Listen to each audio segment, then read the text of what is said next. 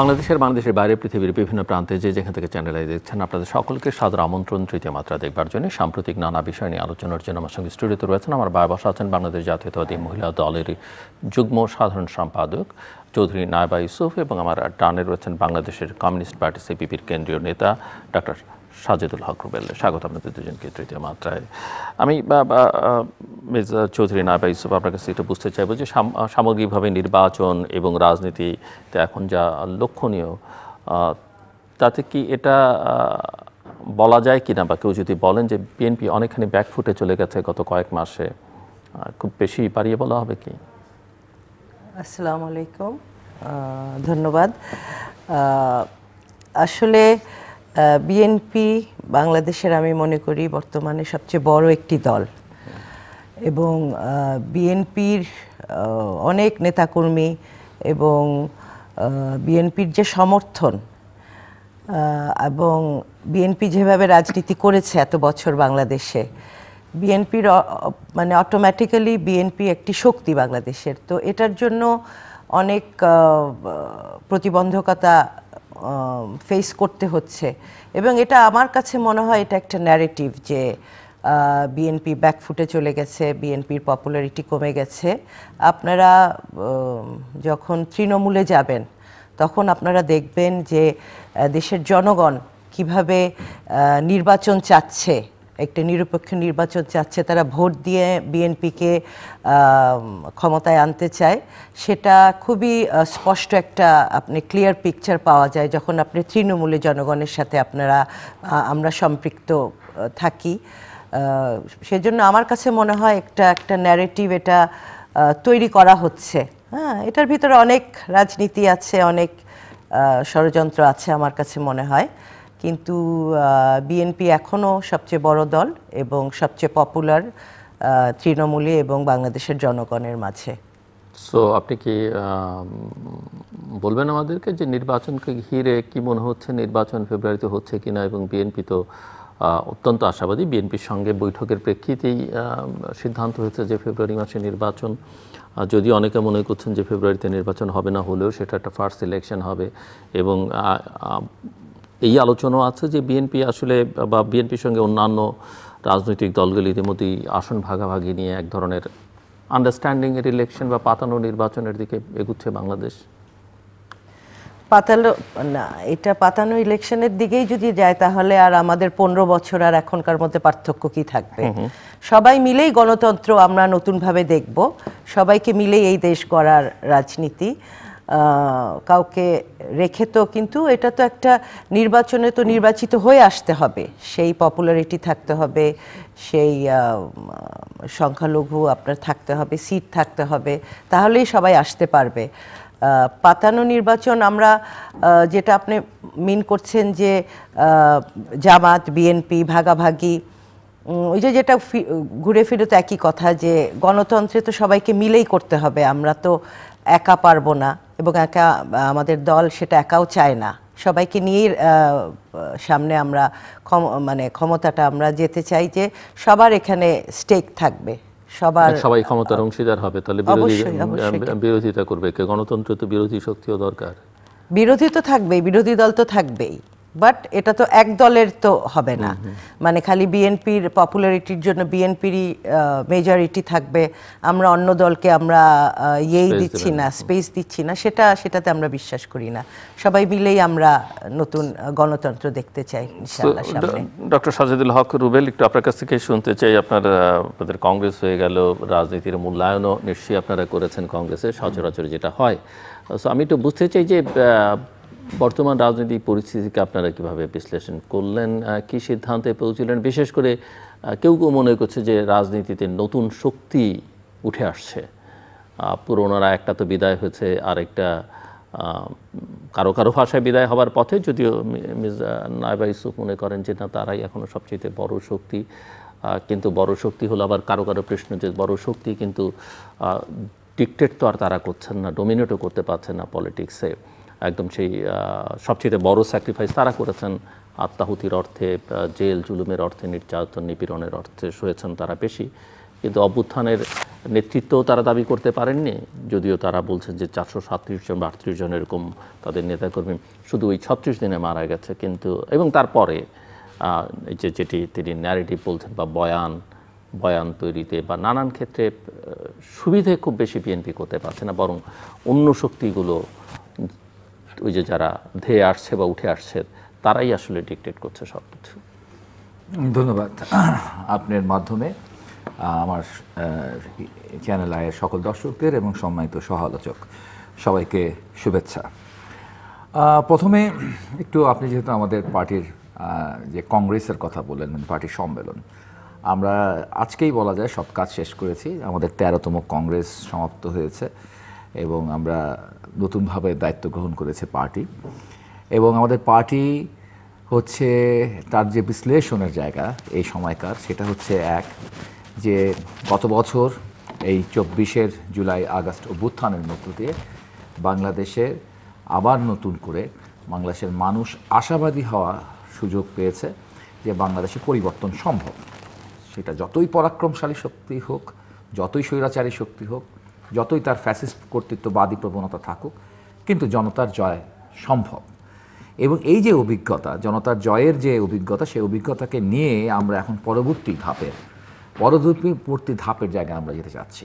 সেই পরবর্তী ধাপটি হচ্ছে যে এই গণঅভ্যুত্থানের মধ্যে দিয়ে আমরা একটা স্বৈরাচারী সরকারকে উৎখাত করতে পারলেও আমরা রাষ্ট্রের ব্যবস্থাটা বদল করতে পারি নাই। ফলে রাষ্ট্রের ব্যবস্থা যেহেতু, রাষ্ট্রের শ্রেণীচরিত্র যেহেতু বদল হয় নাই, সেই কারণে দেখা যায় যে এই দুর্বৃত্তায়িত যে রাজনীতি রয়েছে সেটাই চলমান রয়েছে এবং সব জায়গায় বৈষম্য থেকে শুরু করে সব কিছুই আগের মতো রয়ে গেছে। হতাশার জায়গাটা বাড়ছে, কিছু হলো না, আগে ভালো ছিল, এই ধরনের সুর তৈরি করার চেষ্টা করা হচ্ছে। এবং সেই সুর চেষ্টা করা হচ্ছে এই কারণে, কারণ আপনার পোশাকটা বদল হয়েছে, কিন্তু আপনার ভেতরের যে ক্যারেক্টারিস্টিক, ওই চরিত্রের জায়গাটা, সেটা বদল হয়নি। এবং সেটা বদলের লড়াইটাই হচ্ছে এখনকার লড়াই। এবং সেই জন্য রাষ্ট্রের বদল করতে হবে, রাষ্ট্র ব্যবস্থার বদল করতে হবে। আমরা এর আগের আমাদের দ্বাদশ কংগ্রেস, যেটা 2022 সালে হয়েছিল, সেইখানেই আমরা রেজলিউশন নিয়েছিলাম, দুঃশাসন হটাও, ব্যবস্থা বদলাও, বিকল্প গড়ে তুলো। তো দুঃশাসন একটা হটিয়েছি আমরা, কিন্তু হটিয়ে আমরা সুশাসনে এসেছি সেটা তো প্রমাণিত হচ্ছে না। ফলে সুশাসন আসার জন্য আমার পরবর্তী যে দুটা কাজ আছে, ব্যবস্থা বদল করতে হবে এবং হচ্ছে আমার বিকল্প করতে হবে। এবং আমরা এবার বিকল্প করার ক্ষেত্রে আমরা মনে করি যে হচ্ছে বাংলাদেশের যত বাম গণতান্ত্রিক শক্তি আছে তাদেরকে ঐক্যবদ্ধ হতে হবে। আমরা বামপন্থীরা অনেক ভাগে বিভক্ত রয়েছি, এখানে বাম গণতান্ত্রিক জোট রয়েছে, ফ্যাসিবাদ বিরোধী বাম জোট রয়েছে, আরও অনেক ধরনের ঘরানার বাম রয়েছে। এই সব ঘরানার বামদেরকে আমরা ঐক্যবদ্ধ একটি জায়গায় নিয়ে আসতে চাই।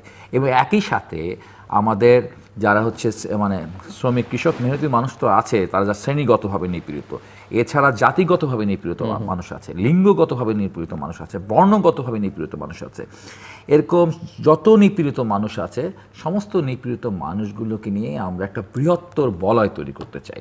এবং সেই বৃহত্তর বলয়ের মধ্য দিয়ে আমরা আমাদের দেশের যে প্রচলিত যে রাজনৈতিক ব্যবস্থা আছে, সেই রাজনৈতিক ব্যবস্থা বদল তৈরি করতে চাই। এবং সব কথা শেষ কথা আমরা বলতে চাই যে ইমিডিয়েট টাস্ক হচ্ছে, ইমিডিয়েটলি বাংলাদেশের জন্য কি করতে হবে, সেটা হচ্ছে যত দ্রুত সম্ভব নির্বাচন। আমরা সংস্কারের যে সরকারের প্রক্রিয়া, সেখানে সহযোগিতা করেছি, সেখানে ঐক্যমত্য কমিশনের বৈঠকে আমরা গিয়েছি, আমরা আমাদের কথাবার্তা বলেছি, কিন্তু ঐক্যমত্য আসলে 100% করা সম্ভব না। ঠিক আছে, কারণ বামপন্থীদের চিন্তাভাবনা সেটা জামাতের পক্ষে ধারণ করা সম্ভব না। আবার জামাতে ইসলামের যে মানে গোড়া যে বিষয়গুলো, সেটাও একজন বামপন্থী কমিউনিস্টের পক্ষে ধারণ করা সম্ভব না, যার যার আদর্শিক জায়গায় কোনোদিন মিলাতে পারবেন না ইউনূস সাহেব। ফলে যেটুকু জায়গায় বিএনপি, জামাত, বামপন্থী সমস্ত রাজনৈতিক দলগুলো যেটুকু ন্যূনতম এখন ঐক্যমত হয়েছে, সেই ন্যূনতম ঐক্যমত নিয়ে দ্রুত নির্বাচন করা দরকার। আপনি দেখেন, আমার খুব ভাবতে লজ্জা লাগে, আমাদের 1 বছর পরে নেপালে গণ অভ্যুত্থান হলো। নেপালের মানুষ জানে 6 মার্চ 2026 সালের তাদের দেশে নির্বাচন হবে, তারা নির্বাচনের তারিখ ঠিক করে ফেলছে। আর আমরা ওদের 1-1.5 বছর আগে গণ অভ্যুত্থান করে এখনও আমরা কনফিউজ যে ফেব্রুয়ারিতে নির্বাচন হবে কিনা। কারণ জামাত আজকে বলতেছে তার পিআর পদ্ধতি লাগবে, একদিকে সে ফাটিয়ে ফেলতেছে, পিআর পদ্ধতি না হলে নির্বাচন করবো না। আরও অনেক ইসলামিক দলগুলোর সাথে সে জোট বেঁধে একদম কোমর বেঁধে নেমে গেছে। আবার আমি দেখি আমার এলাকায় সেনপাড়া, মানে কাজীপাড়ায়, ঢাকা 15 আসনে, যেখানে আমি আগেও নির্বাচন করেছি, নির্বাচন আবারও করবো ইনশাল্লাহ, সেইখানে আমি দেখছি কি যে সেখানে ডাক্তার শফিক নির্বাচন করবেন মানে জামাতের আমির, তার প্রচারণা চলছে। আমি পার্টি অফিসে যা দেখতেছি ওখানে হেলালুদ্দিন নামে এক এখানে জামাতের নির্বাচনের প্রচার চলতেছে ঢাকা ৮ আসনে। অর্থাৎ ব্যক্তিভিত্তিক নির্বাচনের মানে আসন ভিত্তিক নির্বাচনের ঠিকই প্রস্তুতি তারা নিচ্ছে, আবার জাতিকে বিভ্রান্ত করছে যদি পিয়ার না হয় নির্বাচন করতে দেবে। ওদিকে আবার এনসিপি বলছে শাপলা না পেলে নির্বাচন হবে, করতেই দেবে না। আমার হচ্ছে শাপলা হলো জাতীয় প্রতীক, ইতিমধ্যে মান্না ভাইয়ের পার্টি তারা প্রথম শাপলা দাবি করেছিল, সেটা তাকে দেনে নির্বাচন করবে, সেটা নিয়ে মামলা চলছে। এটা অলরেডি একটা হচ্ছে ডিসপুটেড কেস। তার মধ্যে আবার মানে পুরাতনরা পাচ্ছে না, অনেক আগের থেকে চেষ্টা করে শাপলা পাচ্ছে না, তিনি আবার নতুন আসছেন, তিনিও শাপলা চান। আমার শাপলা না হলে নির্বাচন করবো না, নির্বাচন করবো না, নির্বাচন হতে দেওয়া হবে না। অর্থাৎ এমন একটা জিনিস আবিষ্কার মানে পেয়ে গেছেন তারা, যেটা কোনদিন সম্ভব না বাস্তবায়িত করা। অর্থাৎ এটাকে নিয়ে তারা একটা মানে জলটাকে ঘোলা করছে। এই যে জল ঘোলা করার বিষয় রয়েছে, যে আগে গণপরিষদ নির্বাচন চাই, আগে জুলাই সনদ করে চাই, আগে হচ্ছে এটাকে লিগ্যাল ফ্রেমওয়ার্কের মধ্যে দিতে চাই। আর দেখেন তো আজকে যদি লিগ্যাল ফ্রেমওয়ার্ক হয়, আজকে যদি একটা কনস্টিটিউশনাল অর্ডারও হয়, ধরেন এই সংবিধান বাতিল, এটা আপনি বললেন আজকে, আমার খুব ভালো কথা। শিশির মনির তো বলে এই সরকারের বৈধতা নিয়ে শিশির মনির চ্যালেঞ্জ করেছেন, তারপর তাকে কিছু বলা হচ্ছে না, কেন হচ্ছে না বলা তা বুঝি না আমি। যাই হোক, ধরলাম অনেক বড় উকিল মানুষ। তো আপনার এই যে হচ্ছে আজকে যদি নতুন একটা লিগ্যাল ফ্রেমওয়ার্ক বর্ডারও দেন ইউনূস সাহেব বা যে কেউ দেন আর কি, সেটা আলটিমেটলি বৈধতা কোথায় পাবে? ধরেন 1970 সালে ইয়াহিয়া খানের যে LFO 1970 ছিল, সেটাকে পরবর্তীকালে রিকগনাইজ করেছে কে? মুক্তিযুদ্ধ উত্তরকালীন কিন্তু সেই সংসদটা তৈরি হয়েছিল সেটার মধ্যে দিয়ে, সেটার মধ্যে দিয়ে সেটাকে লিগ্যালাইজ করা হয়েছিল। জিয়াউর রহমান সাহেব যে হচ্ছে অর্ডিন্যান্স করেছেন বা এরশাদ সাহেব যে অর্ডিন্যান্সগুলো করেছেন, সেটা পরবর্তীকালে আত্মীকরণ করেছে কে? পরবর্তী নির্বাচিত জাতীয় সংসদগুলো করেছে। শেষ পর্যন্ত জাতীয় সংসদই আপনি আসতে হবে, ঠিক আছে? আপনি যা কিছু করেন কোনো কিছু হবে না, কোনো কিছু হবে না যদি হচ্ছে একটা জাতীয় নির্বাচন না হয়। এবং আমাদের কমিউনিস্ট পার্টিও সেটা মনে করছে। চৌধুরী নায়েব ইউসুফ, মনে কি হচ্ছে আসলে নির্বাচন ঠিকঠাক মতো হবে? এই যে আবহর কথা মিস্টার রুবেল উল্লেখ করলেন, এবং তারা অনেক শক্তিমান এবং সরকারের ভাষায় তারা খুবই গুরুত্বপূর্ণ শক্তিশালী রাজনৈতিক দল, প্রধান দল। আপনারা বুঝতেই পারেন যে 4টে দলকে ডেকে সরকারের উপদেষ্টাই বলেন যে এরা হচ্ছে দেশের সবচেয়ে গুরুত্বপূর্ণ 4টে প্রধান দল। আবার যখন প্রধান উপদেষ্টা জাতিসংঘ সাধারণ অধিবেশনে যোগদানের জন্য নিউ ইয়র্ক যান, 3টে রাজনৈতিক দলকে নিয়ে যান। প্রথমে 2জন বিএনপি থেকে, অন্য 2টো দল থেকে একজন করে, শেষ পর্যন্ত আবার ভারসাম্যটা ঠিকই আনতে হলো, দুজন করেই নিয়ে যেতে হলো। এবং নতুন একটি দলের সঙ্গে যার রেজিস্ট্রেশন হয়নি তার সঙ্গে বিএনপি মহাসচিবও যাচ্ছেন। সব মিলিয়ে আসলে আপনি যতটাই বলছেন যে আপনারাই সবচেয়ে শক্তিশালী বড়, কিন্তু ক্রিয়াকর্মে বা সেটা কি মনে হচ্ছে বা আপনাদেরই সেই আত্মশক্তি বা কি বলবো আমি বাংলায় জানি না। আপনি তো দেখেছেন এই 15 বছর যেভাবে আমরা টর্চার্ড হয়েছি, তাহলে কি আপনারা এখনো ট্রমা কাটেনি যে কারণে কারোর সঙ্গে আমাদের তো বিভক্ত করতে পারিনি। অনেক সময় শুনেছি বিএনপি ভাগ হয়ে যাচ্ছে, বিএনপির মানে কোনো একটা নেতাকেও তো তারা নিতে পারে নাই আমাদের দলের থেকে, 1-2জন ছাড়া। তো অবশ্যই আমরা বলবো সেটা আমাদের একটা সত্যি যে আমরা ঐক্যবদ্ধ আছি, আমরা দলকে ভালোবাসি, দেশকে ভালোবাসি। ওই জায়গাতে আমরা এই আদর্শটা ছাড়বো না, আমরা এই নীতি আদর্শ বিএনপির। এবং তারা গেছেন, হ্যাঁ, তারা একটা জাতিসংঘের একটা বৈঠক, সাধারণ অধিবেশন, সেখানে তারা গেছেন। আপনি কি বলছিলেন যে 4টা দল? না, আমি বলছি সরকার সবসময় বলে যে দেশের প্রধান দল হচ্ছে 4টে, বা এনসিপিটা তো ছোট, এখন তো নতুন দল এনসিপি, এখনো তারা সরকার তো সমানভাবে ট্রিট করছে। হ্যাঁ, এখানেও সেটাই, এটা সবারই প্রশ্ন যে এইভাবে করে, যদিও তারা জুলাই অভ্যুত্থানে তাদের ভূমিকা সত্যি প্রশংসনীয়, আমরা এটা বলি।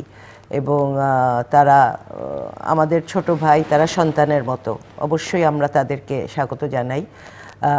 কিন্তু তাদের মধ্যে তাদেরকে প্রথমেই তাদেরকে এই সরকারে নিয়ে তাদের, আপনি যতই যে একটা সরকার দেশ চালানো ম্যাচুরিটি লাগে, তো এক্সপিরিয়েন্স লাগে, সেটা তো তাদের মধ্যে আমরা অভাব দেখি। তাদের কথাবার্তা, তারা আমাদের দলের নেতাদের যেভাবে তারা কথা বলেছে, এটা সোজাসাপটা কথায় আপনি যদি বলেন সেটা বলবো, আমার কাছে মনে হবে এটা বেয়াদ্দবি।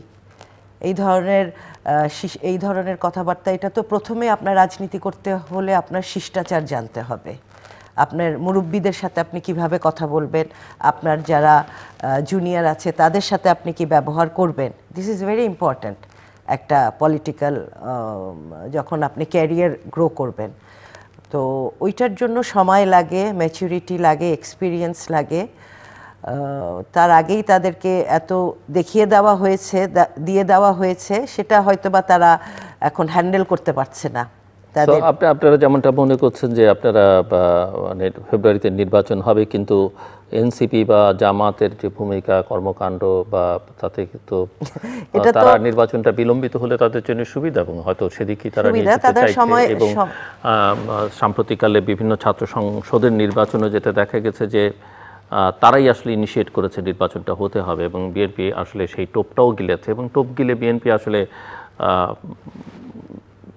ভীষণভাবে পরাস্ত হয়েছে তাদের কাছে বলা যেতে পারে। না, একটা ইউনিভার্সিটি, এটা ডাকসু বা এটার উপরে সব তো সারা দেশের জাতীয় নির্বাচন আপনি ইয়ে করতে পারেন না। আরো নির্বাচন সামনে আছে, সেগুলো সেটা আছে, কিন্তু সাধারণ জনগণ ওনারা তাদের একটা হ্যাঁ, এখন যেটা উনিও বলল বিকল্পের কথা, হ্যাঁ মানুষ চেঞ্জ চায়, কিন্তু আমরা তো 1 বছর 1.5 বছর ধরে দেখছি অ্যাক্টিভিটি আমাদের, যে ওরা যে নতুন একটা দল করেছে তারা তো খুব একটা পপুলারিটি গেইন করতে পারে নাই। হ্যাঁ, যে কোনো এলাকায় কিন্তু তারা পারছে না। অনেকে মনে করছে যে জামাতের পপুলারিটি বৃদ্ধি পাচ্ছে, নানা রকমের সার্ভে, নানা রঙের নানা ঢঙের সার্ভে আমরা দেখছি। আজকে আমি দেখলাম, আমার কাছে আমি জানি না এই সার্ভেটা কিসের উপরে ডিপেন্ড করে বা কোন জনগোষ্ঠীর উপরে সার্ভে করা হয়েছে। এটা অবশ্যই আমাদের, আপনি তো জানেন কিছু সময় আমরা ছাত্রদের মধ্যে আপনাদের ছাত্র সংগঠনকে তারা বলা যায় তাদের ল্যান্ডস্লাইড ভিক্টরি এভাবেই আমরা যদি বলি। আর এইসব সার্ভে যেটা বলছে যে আপনাদের ঘাড়ের উপরে তারা নিঃশ্বাস ফেলছে, জামাত বিশেষ করে যেটা বলছেন ছাত্র সংগঠন, ওই ঘুরে ফিরে সেটাই যে আপনার ওইটা হ্যান্ডেল করা, হ্যাঁ ব্যালেন্স করা পাওয়ারটা, এটার মধ্যে যেটা আমি বললাম যে আপনার ম্যাচুরিটি লাগে, এক্সপিরিয়েন্স লাগে, পাওয়ারটা।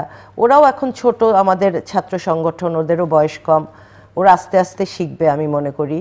এবং আপনারা জানেন যে এত বছর তো আমরা ক্ষমতার বাইরে, সত্যি কথা, আমরা সত্যি আমরা যেই অত্যাচারের মধ্যে দিয়ে গিয়েছি, অটোমেটিক ওদেরকেও একটা দেওয়া হয়েছে যে ছাত্র আন্দোলনের জন্য ওদেরকেও একটা ইম্পর্টেন্স দেওয়া হয়েছে, ওদেরকে দেওয়া হয়েছে যে তোমরা সামনে থাকো, তোমরা আন্দোলনটা করো। সেই সুবিধাটা বা তাদেরকে সেই প্রিভিলেজটা দেওয়া হয়েছে, হয়তো বা তাদের মধ্যে সেই চলে এসছিল। আস্তে আস্তে সেটা আমরা হয়তো বা ঠিক হয়ে যাবে, আমরা বুঝবো, সামনে বোঝারও আছে, একটা ব্যাপার আছে। আপনারা তো জানেন যে বহিষ্কার, কেউ দলের বাইরে কোনো অন্যায় করলেই, যে আমাদের ফরিদপুরে আজকেও একজনকে বহিষ্কার করলো যুব দলের সেন্ট্রাল থেকে। এগুলো কিন্তু আমাদের মানে এটা অনেকে বলছে যে আই ওয়াশ, বহিষ্কার করে আবার করে ফেলে, না কিন্তু বহিষ্কার আর কিন্তু করে নাই, রিইনস্টেট করা হয় নাই তাদের পোস্টে কোনো, এবং বহিষ্কার কিন্তু চলছে। আমরা কিন্তু এগুলো বরদাস্ত করছি না দলের পক্ষ থেকে।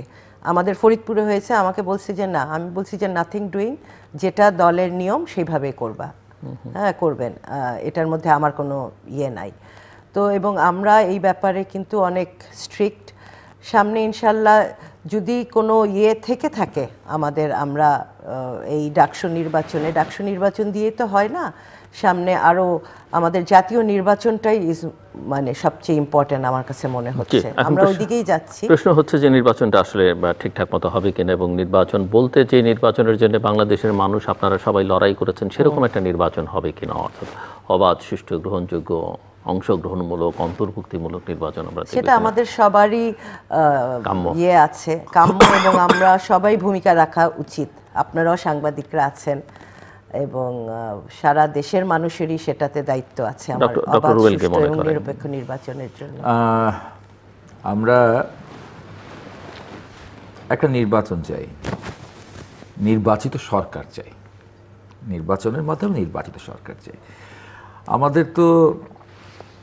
আমাদের প্রত্যাশার জায়গা, ইভেন কি প্রধান উপদেষ্টা বলেন একটা স্বপ্নের নির্বাচন, একটা চমৎকার নির্বাচন, একটা ইতিহাসের সবচেয়ে ভালো নির্বাচন, ইত্যাদি ইত্যাদি নানান রকম বিশ্লেষণের মাধ্যমে তারা নতুন একটা স্বপ্ন তৈরি করবার চেষ্টা করছেন আর কি।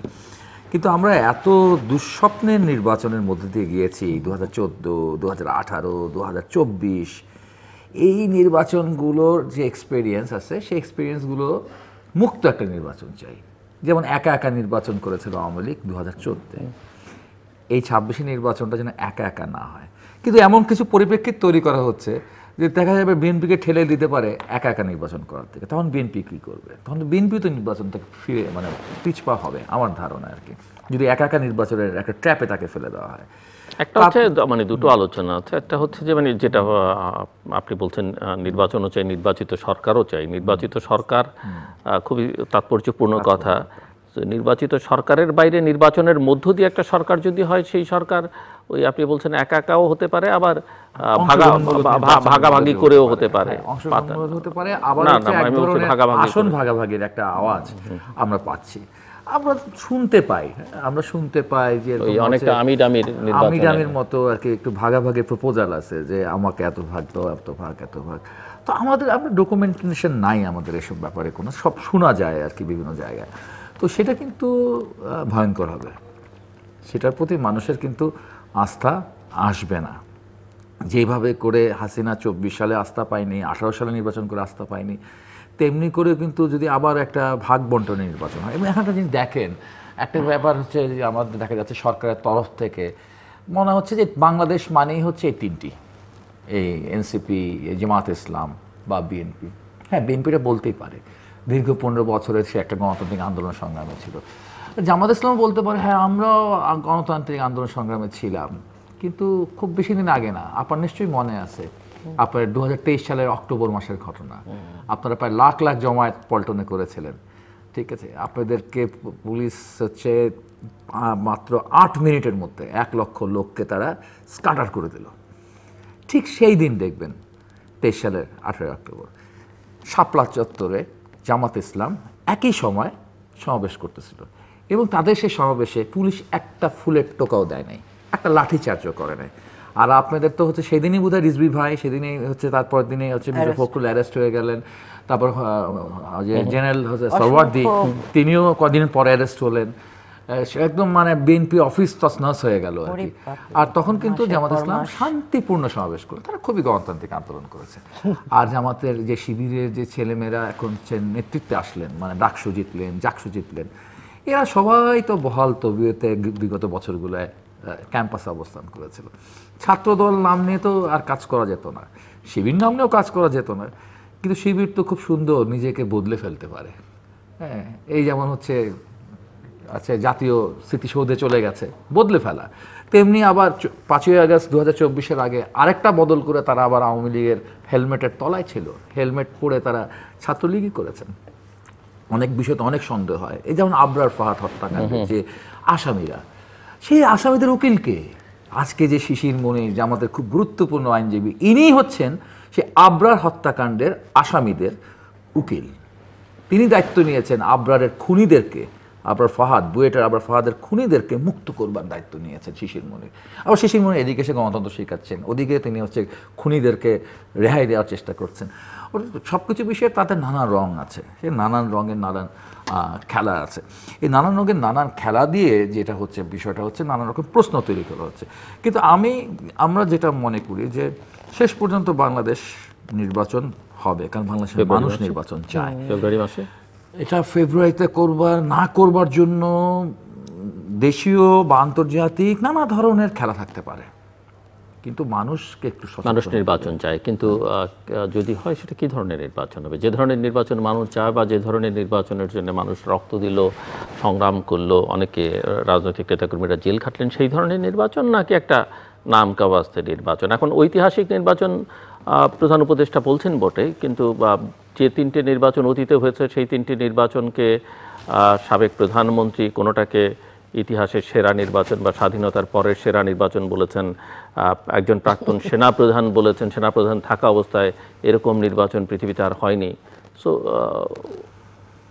আমরা এই ধরনের কিছু প্রবণতা দেখি আর কি, বিশেষ করে স্বরাষ্ট্র উপদেষ্টা দেখি, সে প্রায় খুবই ইয়াতে ভোগে আর কি, মানে আত্মপ্রসাদে আমরা খুব ভালো কাজ করছি, দেশ খুব শান্তি শৃঙ্খলা ফিরে এসছে, যদিও এটা একটা মবক্রেসির দেশে রূপান্তরিত হয়েছে।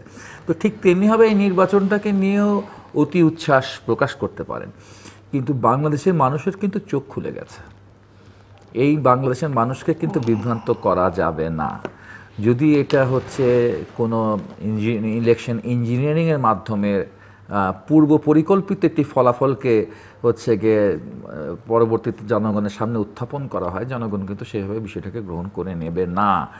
অর্থাৎ নির্বাচনকে নিয়ে খেলা খেলতে যদি কেউ চান, সরকারের ভেতর থেকে, বাইরে থেকে, বা অন্য রাজনৈতিক দল থেকে, বা অন্ধকারের কোনো শক্তি যদি এটা খেলা খেলতে চায়, তাহলে এটা খুব বেশি দিন স্থায়ী হবে না।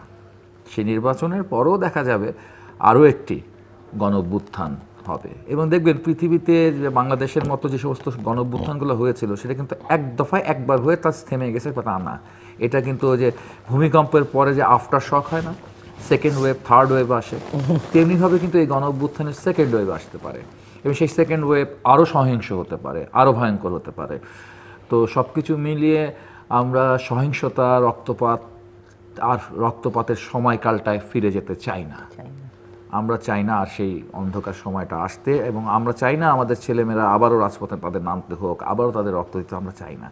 ফলে আমরা এখনও প্রত্যাশা করি তিনি যেই সুনামের সাথে এসে দায়িত্ব নিয়েছেন বাংলাদেশে, তিনি সেই সুনামটুকু রক্ষা করেই দায়িত্ব থেকে চলে যান। হ্যাঁ, আমরা চাই না যে তিনি তার সুনামকে ক্ষুণ্ণ করুন। চৌধুরী নাবিল ইউসুফ।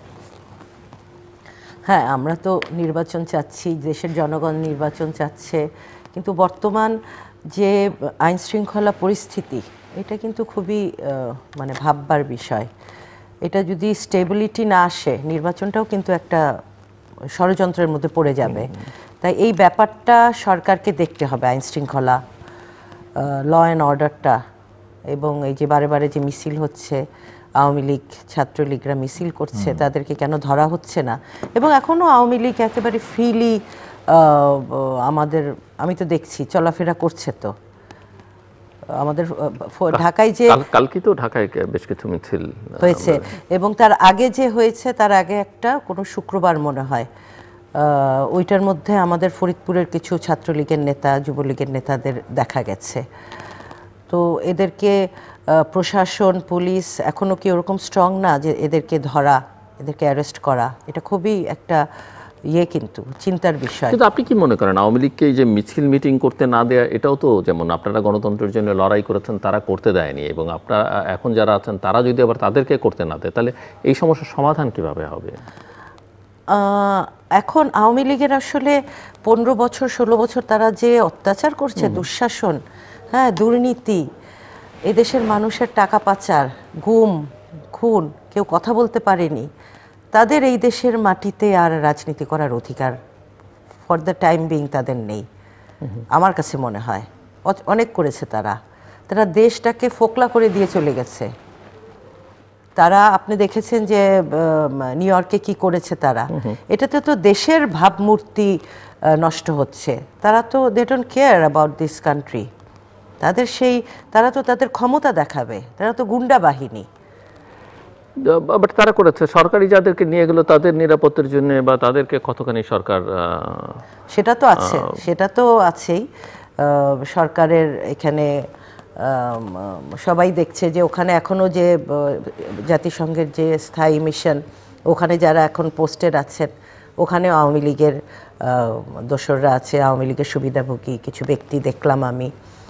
এবং এখানে তো তাদের কিছুটা আমি বলবো গাফিলতি আছে, তারা এটা ঠিক করে করেননি। এবং এত সিকিউরিটি দেখলাম নিউ ইয়র্কে এই অধিবেশনটা জুড়ে, কিন্তু আমাদের দেশের নেতাদের কোনো গাড়ি নাই, একটা গাড়িতে নাকি 5 জন যাবে, তাদের সিকিউরিটি দেওয়া হলো না। হ্যাঁ, এগুলো কে দেখলো? এটা তো খতিয়ে দেখতে হবে। আপনাদের নেতাদের এখানে যেতে হলো কেন, আমি একটু প্রশ্ন করতে চাই। এবং যাবার সময় আমরা দেখলাম সরকারের প্রধান উপদেষ্টা প্রেস সেক্রেটারি বলছেন যে সরকারের অংশ হিসেবে তাদের নিয়ে যাওয়া হচ্ছে। তা আমরা তো এর আগে কোনোদিন বুঝতেই পারিনি যে এটা এতদিন গোপন কিভাবে ছিল যে বিএনপি, জামাত, এনসিপিটা বোঝা যায়, জামাতেরটাও কিছু কিছু বোঝা যায়, যে বিএনপিও সরকারের অংশ, এটা তো আমরা আগে বুঝতে পারিনি। সরকারের এটা তো একটা ইলেক্টেড সরকার না, হ্যাঁ, এটা তো একটা ইন্টারিম গভর্নমেন্ট। ওনারা হয়তো বা মনে করেছেন যে সবাইকে সম্পৃক্ত করলে ওনাদের জন্য একটা প্রশ্নবিদ্ধ হবে না। ডক্টর ইউনূস তো সবাইকে নিয়েই করছেন, এটা একটা ভালো সাইন, কাউকে বাদ দিয়ে করছেন না। সেই জন্যই হয়তো বা আমাদের নেতারা পার্টিসিপেট করেছেন, বিএনপি গেছে। যেহেতু একটা ইন্টারিম গভর্নমেন্ট, এটা তো মানুষের কোনো ইসে আসে নাই, ভোটে আসে নাই, সেহেতু হয়তো বা তারা তাদের সুবিধাজনক ইসের জন্য তারা যাতে কমফোর্টেবল থাকে, কেউ প্রশ্ন না করে, সেই জন্যই হয়তো সেটা না বুঝলাম যে তারা বর্ম হিসেবে নিয়ে গেছে বা তাদের ক্রেডিবিলিটি তাতে বাড়লো এই রাজনৈতিক দলগুলোকে নিয়ে গিয়ে। কিন্তু সরকারের অংশ যখন হবেন তখন তো এই সরকারের সাফল্য এবং ব্যর্থতা দুটোরই দায় আপনাদের নিতে হবে নাকি? আপনারা যদি অ্যাডমিট করেন যে আপনারা সরকারের অংশ, তাহলে সরকারের সাফল্য বা ব্যর্থতা দুটোর দায়ী তো আপনাদেরও নিতে হবে।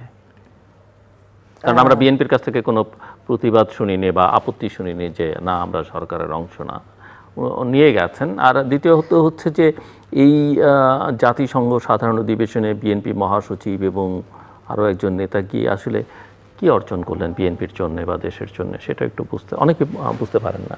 এটা একটা পার্টিসিপেশন, একটা সাধারণ অধিবেশনে, এটা একটা কমিউনিকেশন উইথ আদার লিডার্স। হ্যাঁ, এটা একটা আমি এটাতে কিছু নেগেটিভ দেখছি না, এটা একটা পজিটিভ।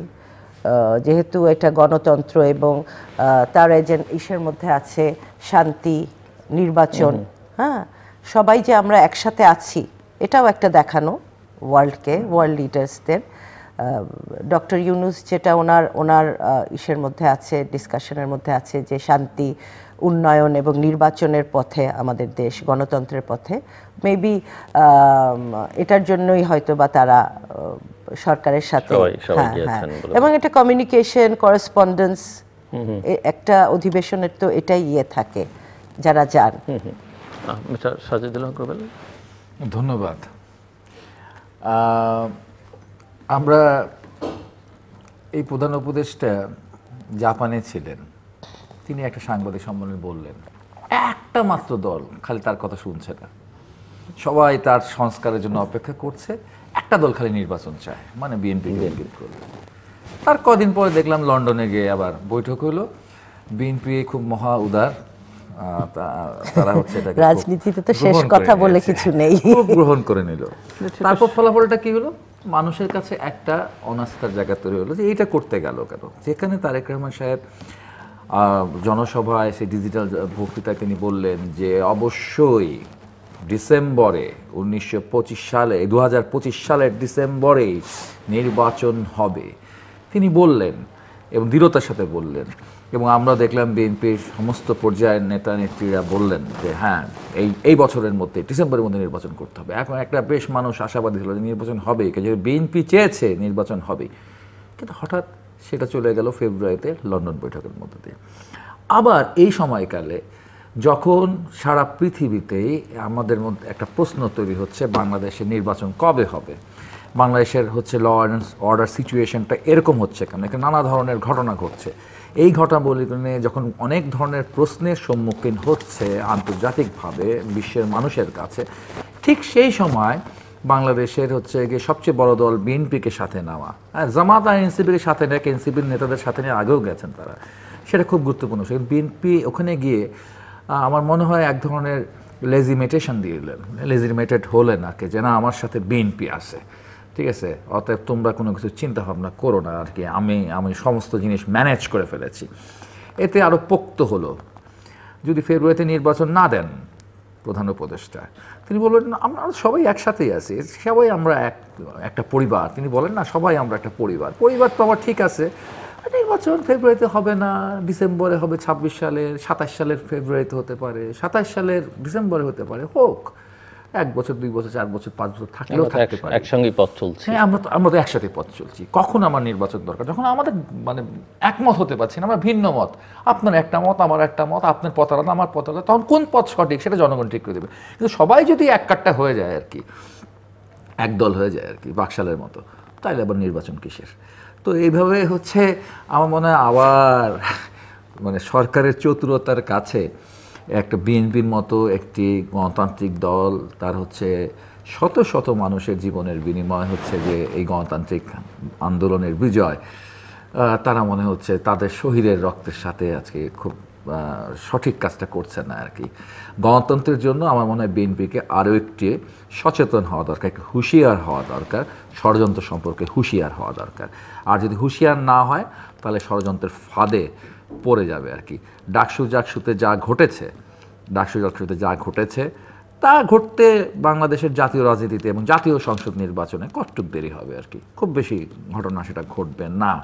সেখানেও উচ্ছ্বাস ছিল, সেখানেও অতি আত্মবিশ্বাস ছিল, এবং উচ্ছ্বাস এবং অতি আত্মবিশ্বাস একটা ভয়ঙ্কর বিপদ ঘটেই দিয়েছে। এইরকম ঘটনা কিন্তু হচ্ছে বাংলাদেশের জাতীয় নির্বাচনকে নিয়ে, বাংলাদেশের গণতন্ত্রকে নিয়ে ঘটতে পারে।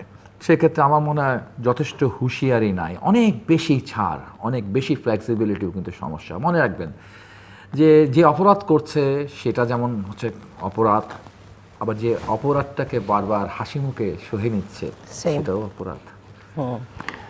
আমি কি একটু বলবো? জি, আপনার জন্যই বলা। আপনাকে বলেছি। ও কোনটা? না এই যে যেটা বললেন, মানে যে অপরাধ করে এবং যে অপরাধ সহে, এখানে আপনি কোন অপরাধটার কথা বলছে আমি বুঝতে পারছি না। আমাদের অপরাধ বলতে ব্যর্থতা বা দায়িত্ব যেটা পালন করার যে ঐতিহাসিক দায়িত্ব বিএনপির উপরে পড়েছে বাংলাদেশের গণতান্ত্রিক উত্তরণের জন্য, সেই দায়িত্ব পালন করতে বিএনপির ব্যর্থতা বা আমি মনে করি না সেখানে আমরা ব্যর্থ হয়েছি। আমি বারেবারই বলছি যে আমরা যে অত্যাচারের মধ্যে দিয়ে গিয়েছি, তারপরেও একটা আমাদের নেতা দল ছাড়েনি। তো দলকে আমরা ভালোবাসি, দেশকে আমরা ভালোবাসি, এটাই প্রমাণ। আর যেটা বলছিলেন যে আরও সচেতন, আমাদের ডে 1 থেকে 5 তারিখের পর থেকে আমাদের চেয়ারম্যান কিন্তু প্রথম থেকেই বলেছেন যে এই নির্বাচনটা আমাদের জন্য অনেক কঠিন হবে। উনি বারে বারে আমাদেরকে সতর্ক করেছেন। বোঝাই যাচ্ছে আস্তে আস্তে কঠিন হয়ে যাচ্ছে। হ্যাঁ, আপনি if you are on the right track তাহলে তো কঠিন হওয়ার কথা না আমার কাছে মনে হয়। যেমন অনেকে ভয় পেয়েছে যে ডাকসু নির্বাচনের পরে অনেকে এলাকায় যেমন ভয় পেয়েছে জামাতের, কিন্তু আমি মনে করি আমি ভয় পাইনি। যে I know my capacity, I know my strength. হ্যাঁ, ওখানে আমি মানুষের এত কাছাকাছি, ওইটা যেতে হবে। আপনার জনগণের চেয়ে বড় শক্তি আর কিছু নেই। ওই ভালোবাসাটা যদি আপনি অর্জন করতে পারেন, আর তখন ওই ডাকসু বলেন আর জাকসু বলেন আর যেই নির্বাচনী বলেন, that should not scare you. এটা আমার কাছে মনে হয় জনগণের কাছে থাকতে হবে। এবং আমাদের একজন ইন্ডিভিজুয়াল হিসেবে আপনি বলছেন না, ইন্ডিভিজুয়াল না, আমাদের চেয়ারম্যান বারে বারে বলছেন এই কথাটা, এবং আমরা সেভাবেই কাজ করছি।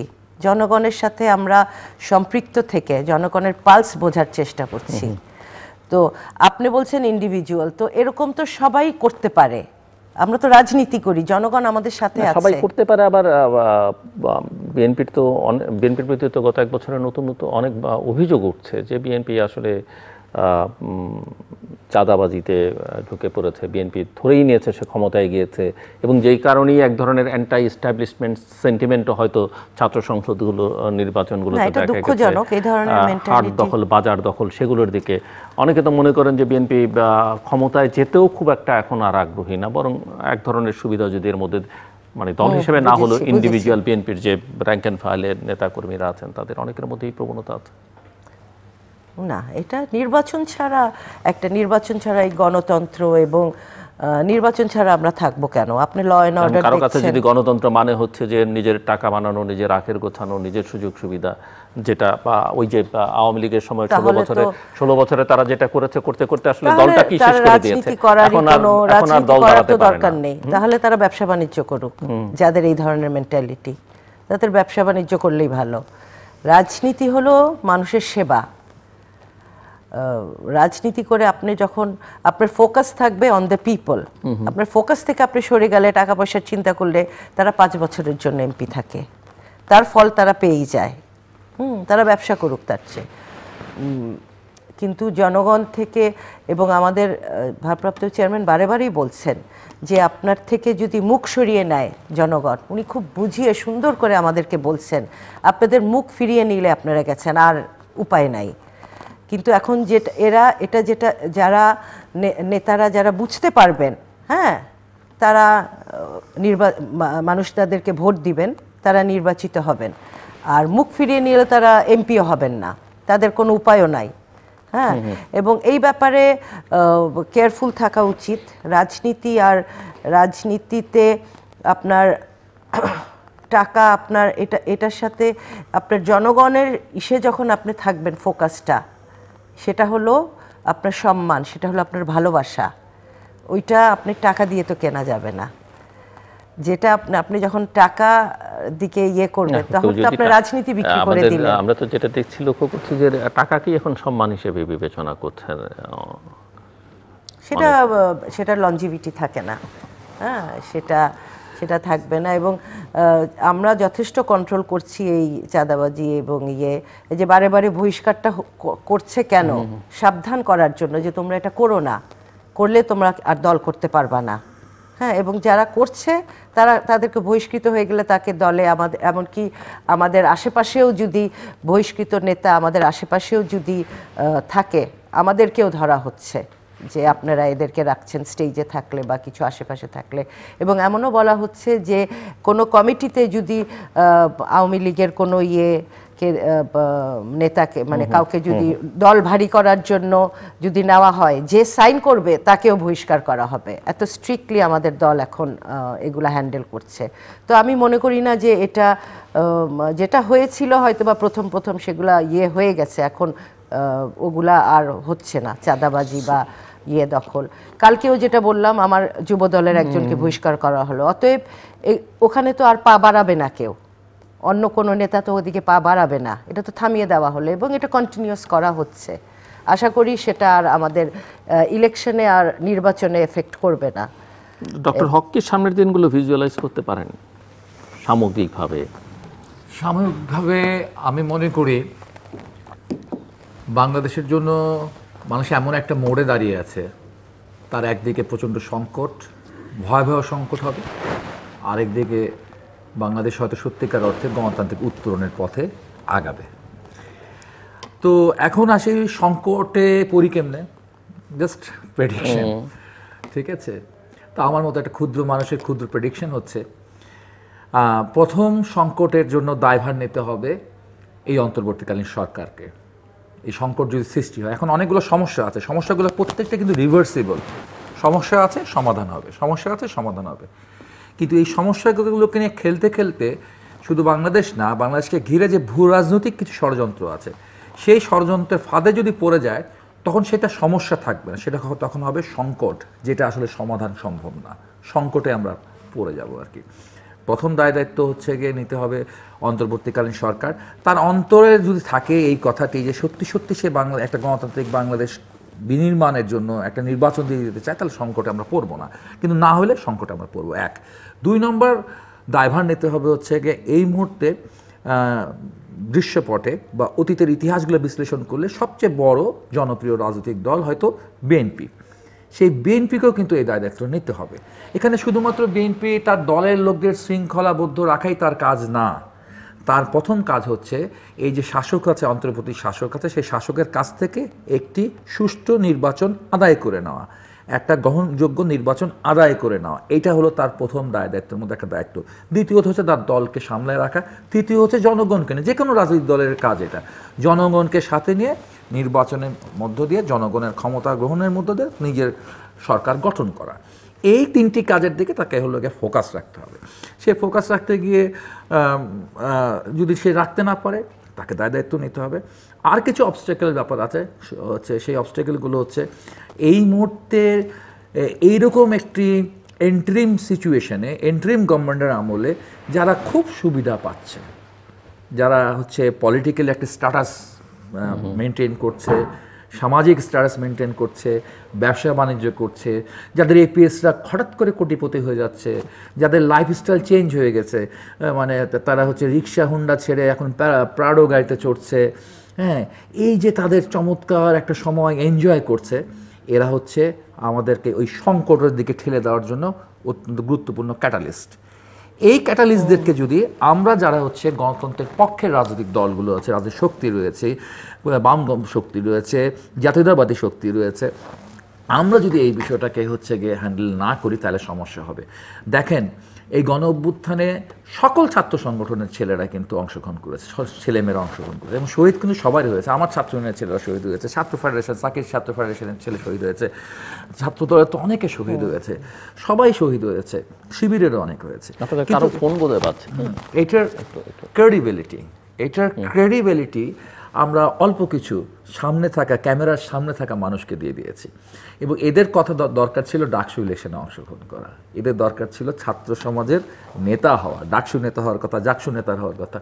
এরা জাকসু নেতা মতো ছোট জিনিস হতে চায় নাই, এরা সরাসরি মন্ত্রী, প্রধানমন্ত্রী হতে চাচ্ছে। ফলে একটা বড় ধরনের গ্যাপ, বিচ্ছিন্নতা তৈরি হয়েছে ছাত্রদের সাথে।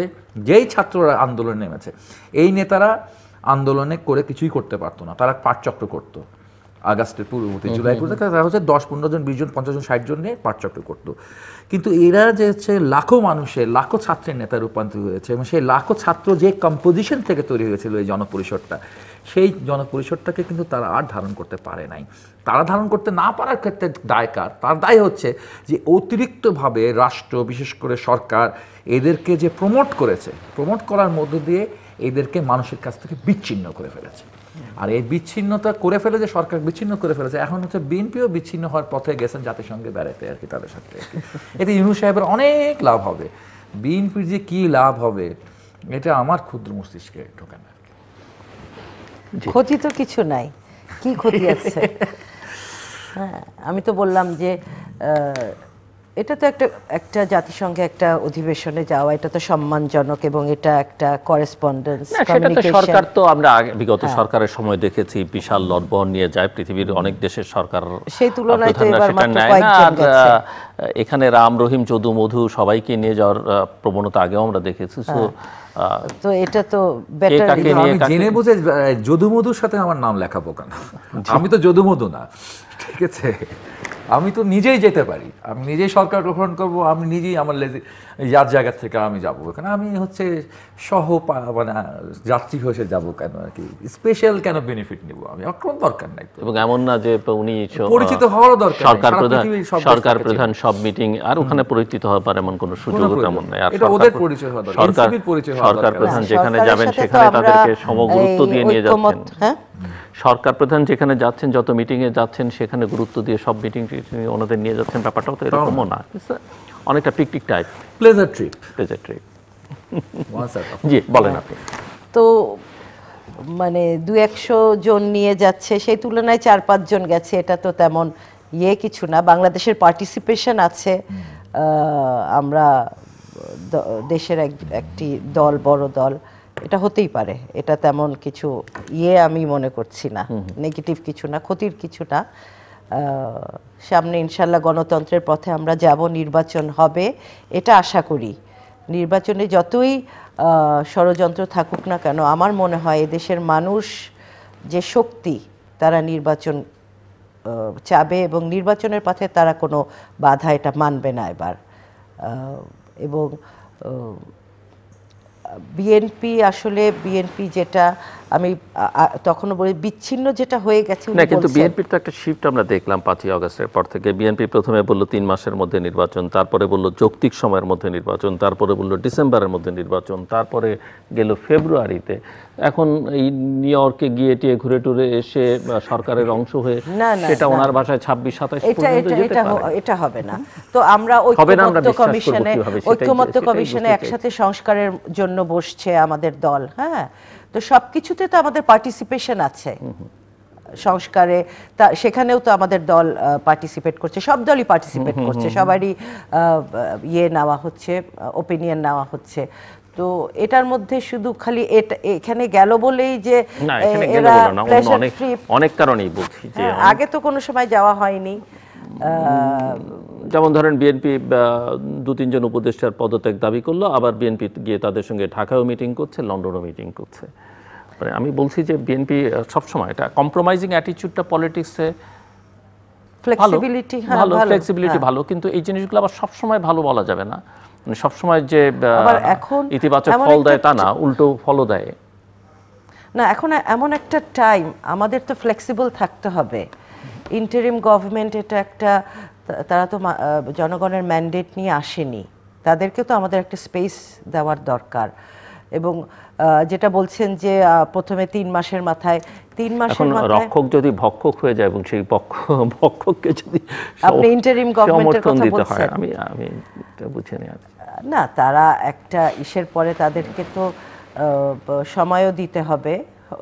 3 মাসের মাথায় আমরা বলেছিলাম বা ডিসেম্বরে বলেছিলাম, এটা তো শেষ কথা বলতে তো কিছু নেই রাজনীতিতে, কম্প্রোমাইজ করতেই হবে দেশের স্বার্থে, জনগণের স্বার্থে, এটা বলেছে। তারপরে তো এটা 2 মাস পরেই এটা সমঝোতা করে দুজন ডিসকাশন করে এটা আমরা একটা ডিসিশনে এসেছি যে ফেব্রুয়ারিতে ইজ বেটার, ডিসেম্বরে না করে। এবং তারাও কিছু কাজ করছে, ওনাদেরও তো একটা দায়িত্ব আছে, অর্ধেক অর্ধেক ওনারাও সেটা আমাদের সাথে কম্প্রোমাইজে আসছে যে আমরা কিছু কাজ হাতে নিয়েছি। এবং সবচেয়ে বড় কথা যে আওয়ামী লীগের যে দুঃশাসন, হ্যাঁ, তাদেরকে তো একেবারে শায়েস্তা না করে ছেড়ে দেওয়াটাও ঠিক না, সেটা তো কেউ বলছে না। আমার এই বিষয়ে কোনো ওই ব্যাপারেও তো তারা সময় চাচ্ছে, যারা অপরাধ করেছে তাদের শাস্তির ব্যাপারটা তো কোনো, শাস্তির ব্যাপারটা একটা ইম্পর্টেন্ট, এবং তাদেরকে সেভাবে বিচারাধীন আছে, অনেকে অ্যারেস্টেড, জেলে, ওইটার একটা সময় লাগে। এবং যেটা বলছিলেন এর আগে যে জামাত, এনসিপি, হ্যাঁ, তারা এটা পিছাতে চাচ্ছে, তারা পপুলারিটি গেইন করতে চাচ্ছে, তারা ডাকসু নির্বাচনে প্রেশার দিল, কিন্তু ফেব্রুয়ারি পরে আর এটা পিছানো যাবে না। আমরাও এটা দেব না, আমাদের দল এটা অ্যালাউ করবে না। আমরা তো কিছুদিন আগেও তখন তো কাইন্ড অফ বিএনপির সাথে যখন নির্বাচনটা পেছানোর কথা বলছিল, এপ্রিল মাসে, জুলাই মাসে এরকম বলছিল, তখন তো গভর্নমেন্টের সাথে বিএনপির বেশ একটা টানাপোড়েন শুরু হয়ে গেল। তারপরে আমরা একটা সমঝোতা এসেছি। আমার কাছে মনে হয় একটা কনফ্লিক্টে না যে এই মুহূর্তে নিজেরা ঐক্য থাকা উচিত, আওয়ামী লীগকে ফাইট করার জন্য, তাদের করার জন্য, ফাইট ব্যাক করার জন্য আমাদের ঐক্য, কারণ এর মধ্যে ইন্ডিয়া ঢুকে যাবে। হ্যাঁ, তাহলে তো এরকম একটা বক্তব্য সামনে হাজির করা যায় যে আওয়ামী লীগকে একেবারে নিঃশেষ করে যেন আর কোনোদিন মাথা তুলে দাঁড়াতে না পারে, তারপর আমরা নির্বাচন করি, তারপর আমরা প্রতিদ্বন্দ্বিতা করি, ততক্ষণ পর্যন্ত আমরা ওয়েট করি, ততক্ষণ পর্যন্ত আমরা এক থাকি। সেটা তো খারাপ না। 1 বছরেও হবে না, ওদের নিঃশেষ করতে তো সময় লাগবে। তারা যেটা করেছে অবশ্যই তাদের রাজনীতি করার তাদের অধিকার নেই এই দেশে, সত্যি কথা। শেষ করতে হবে। তারা আপনি কিছু যোগ করতে 30 সেকেন্ডস, আমার হাতে আর সময় নিঃশেষ করতে হবে। আমরা মনে করি যে সত্যিকার অর্থে বাংলাদেশকে যদি গণতান্ত্রিক উত্তরণ ঘটাতে হয় তাহলে নির্বাচনের তারিখটা ঘোষণা করতে হবে। সেই তারিখটাকে ধরে যতটুকু সংস্কার করা খুব সহজ, সংস্কারের কোনো বিষয় না। সংস্কার হয়ে কতগুলো প্রস্তাবনা দাঁড়িয়েছে, সেই সংস্কারের প্রস্তাবনাগুলো বাস্তবায়ন করার জন্য একটা নির্বাচিত সরকার দরকার। যেহেতু একটা নির্বাচিত সরকার ছাড়া এই সংস্কারের প্রস্তাবনাগুলো বাস্তবায়ন করা যাবে না, তাহলে সংস্কারের নামে আর দেরি করার দরকার নেই। আর বিচারের যে জায়গাটা আছে, বিচার তার আপন গতিতে চলবে। বিচার বিভাগকে স্বাধীন করে দিতে হবে, এবং স্বাধীন বিচার বিভাগের মাধ্যমে যদি আপনি এই আওয়ামী লীগের দুষ্কৃতিকারীদেরকে শাস্তি দেন, খুনিদেরকে শাস্তি দেন, সেটা জনগণ কাছে বিশ্বাসযোগ্য হবে। আর যদি হচ্ছে আপনি ক্যাঙ্গারু কোর্টের মধ্যে তাদেরকে শাস্তি দিতে থাকেন, তাহলে কিন্তু তারা একসময় ঠিকই বেরিয়ে যাবে সেকুল থেকে। সামাজিক যোগাযোগ মাধ্যম ফেসবুক, এক্স এবং ইউটিউবে রীতিমাত্র লাইভ স্ট্রিম হচ্ছে, আপনারা দেখতে পারেন। টেলিভিশনের পর্দায় দেখতে না পারলে যে কোনো সময় যে কোনো স্থান থেকে ইউটিউবে রীতিমাত্র চ্যানেলটি সাবস্ক্রাইব করেই পর্ব বা পুরনো পর্বগুলো আপনারা দেখতে পারেন। ডক্টর সাজিদুল হক রুবেল এবং মিস চৌধুরী নাবা ইউসুফ, অসংখ্য ধন্যবাদ এই আলোচনা অংশ নেবার জন্য। দর্শক, সব কথার মূল কথা, আমরা আমাদের মধ্যে বিতর্ক বিরোধ যাই থাকুক না কেন, দেশটাকে এগিয়ে নিতে হবে, দেশটাকে গণতান্ত্রিক বাংলাদেশে রূপান্তর করতে হবে, এবং তার জন্য একটা নির্বাচনের কোনো বিকল্প নেই। এবং অবশ্যই সেটা কোনো পাতানো নির্বাচন বা ষড়যন্ত্রের নির্বাচন নয়। নির্বাচনটা যেমন চাই, আমার এক অতিথি বলছিলেন, নির্বাচিত সরকারও চাই, যেখানে জনগণের ইচ্ছার প্রতিফলন ঘটবে, কোনো ইঞ্জিনিয়ার্ড ইলেকশন বা কোনো সাজানো ইলেকশন নয়। কাজেই সেরকম একটা নির্বাচন আমরা যত দ্রুত পারি আমাদের দেশের অর্থনীতি, সমাজ, রাজনীতির জন্য কল্যাণকর হবে। এবং আমরা আশা করব যে সরকারের সদিচ্ছা সেক্ষেত্রে আমরা দেখতে পাবো, এবং একই সঙ্গে অন্যান্য স্টেক হোল্ডার যারা আছেন, বিশেষ করে রাজনৈতিক দলগুলো, তাদেরও এক ধরনের ইতিবাচক এবং এক ধরনের শক্ত সক্ষম অবস্থানও আমরা প্রত্যাশা করি। আমাদের সঙ্গে থাকবার জন্য অসংখ্য ধন্যবাদ। আপনার সবার জন্য শুভকামনা।